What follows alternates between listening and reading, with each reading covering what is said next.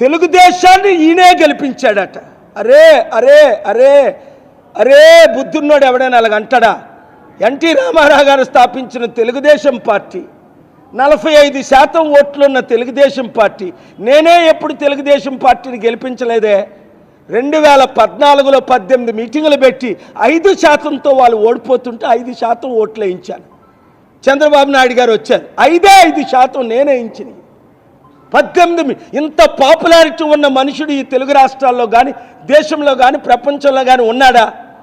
నేనే గెలిపించాను అనలేదా, 5% ఓట్లు వేయించానని వాళ్ళే అన్నారు. చంద్రబాబు నాయుడు గారు 1%తో గెలిచారు, లేదా 4%తో జగన్మోహన్ రెడ్డి గారు 2014లో ముఖ్యమంత్రి అయ్యేది. ఆయన కడుపు కొట్టి చంద్రబాబు నాయుడు గారు క్యాంపెయిన్ చేశారు అక్కడ మోదీకి, జయలలితకి, కేసీఆర్కి, నవీన్ పట్నాయక్కి. ఈయన బీజేపీని ఈయనే గెలిపించాడట. నాకు సిగ్గేస్తుంది ఆయన మాటలు వింటుంటే. ఆ టీవీ ముందు ఏం చేయాలో అర్థం అవ్వాల. అరే బాబు అరే బాబు అరే బాబు, నాశనానికి ముందు గర్వం వస్తుంది అని బైబిల్లో మాటే గుర్తొచ్చింది.